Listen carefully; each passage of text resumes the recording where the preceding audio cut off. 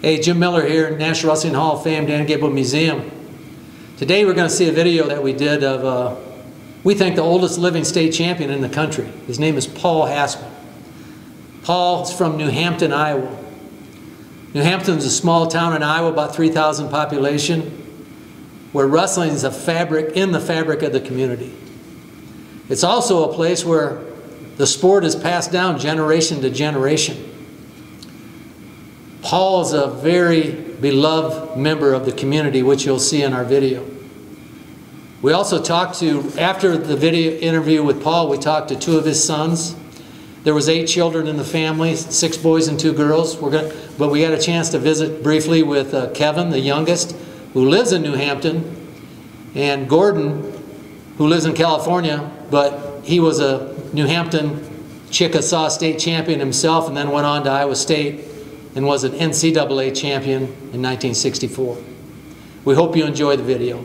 Yeah, this is Jim Miller with the National Wrestling Hall of Fame Dan Gable Museum in Waterloo. We're talking to Paul Hassman, 107 years young, from New Hampton, Iowa, a beloved member of the community. I'm reading articles about you just a few years ago getting awards from the community, Paul. Right. Good for you. Paul won a Iowa State High School Wrestling Championship in 1933. You might be the oldest state champion living in the country, Paul. You're still looking good, too. Well, you get paid for saying that. And what was it like back then? I mean, was New Hampton a pretty strong team in 33? Well, we were a fortunate team and just landed real good. You had a teammate back then named Dave Natvig. That's right. He was my high school wrestling coach at East Waterloo High School. So I know Dave. I got to know Dave pretty well. Nice young man. Yeah. And he was a little guy, wasn't he? Back then, he won the state championship at 85 pounds. Yeah. And you were 165? Was that the weight class? 155. Oh, wow. Okay. And where was the state championship back then in 33? I believe, I remember right, it was at Waterloo. Okay, very good. And you went on and had 8 children, right? 6 boys and 2 girls, I understand. Right. And Gordon was a state champion, Gordon Hassman, and a national champion for Iowa State University. Right. That had to be a thrill for the family as well. It was. Everybody, we took it in like we owned that part of the world. Yeah, very cool. And you were also very involved in the community, farming, and you were an FFA officer, Future Farmers of America, and was awarded at a banquet just a couple years ago. Right. Very good. Very good for you, Paul. Thank you. Yeah. So what can you tell us about growing up back then? It sounds like you were just getting to the high school. That had to be quite a jaunt. Is that 6 or 7 miles away back then? We lived 6 miles from town. In the first 30 days of high school, I drove a horse and a buggy. Good for you. That's awesome, man. How many were in your class back then when you got to school? How many were in your class? Well, I believe, I thought 60 or so. Okay. Of course, that's quite a while ago, and don't ask me to remember too much. So you went to Iowa State and you met your wife, right? Right. Future wife. That had to be and then you had 8 children, and you never left New Hampton, correct? Never. That's right. You got a good community there, and they love wrestling. I know that. That's right. They support wrestling. I'm glad of that. Well, it had to be pretty tough. That was when you were in high school. Was that the Depression area, wasn't it? When the country was in a depression? Yes, it was kind of. I got $18.50 a week, working 60 hours a week. Wow. And I saved $5 each week, though. Very cool. Well, you got some stuff here, and I'm just going to read this quote that you had when you offered advice to the Future Farmer members. Future Farmers of America said, whatever you're doing, apply yourself and work on it. It's part of our responsibility to help those who need some help. Be a good neighbor and friend. Don't be selfish and think too much of yourself. That's right. That's right.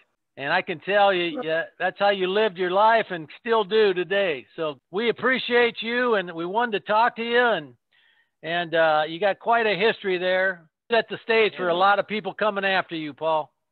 After your time, you set the stage of some winning championships. We appreciate that. Yes, thank you. Thank you, Paul. Take care. Yes. Thanks for being with us. Cool. I'll tell you a story. It has a little to do with wrestling, but it has to do more with character. Yeah.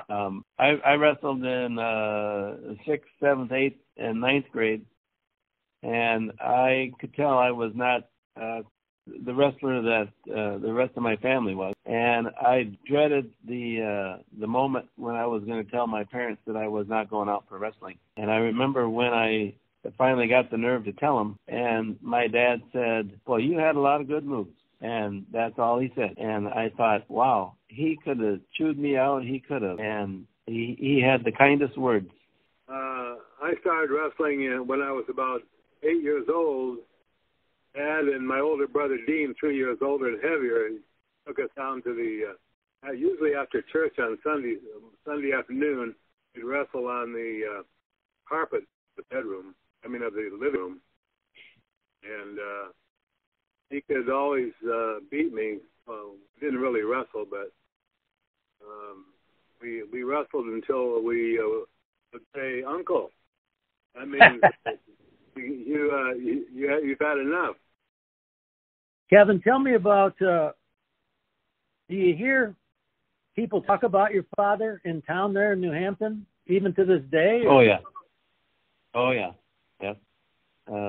People are always asking me how he's doing, and they're all amazed at how well he's doing, which is true. But, he's got a lot of respect here in town.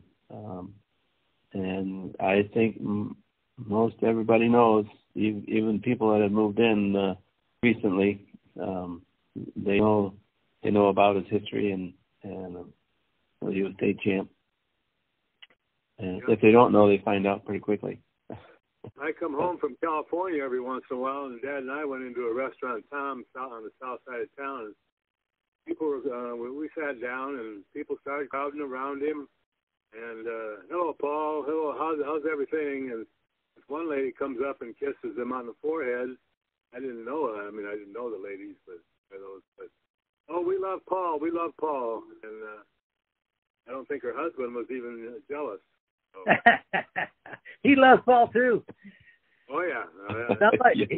He's a big deal, isn't he? He's kind of a big deal there in that community. And really, when people hear the story, and I told him today, I said, I think you're probably the oldest living state champion. You're still looking good, Paul. And he. Yeah. Dad's got a lot of respect here in town, and being active in town, active in a lot of different things, business and civic groups, government. Well, yeah, well known.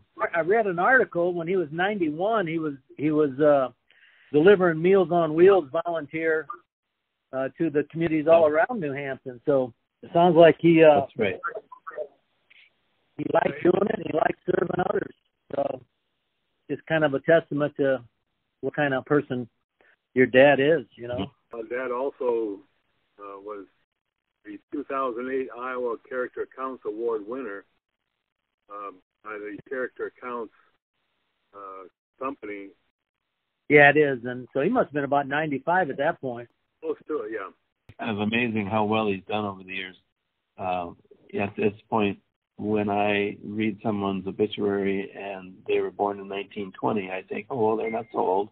But he's really done very well health-wise, been very active for a long time.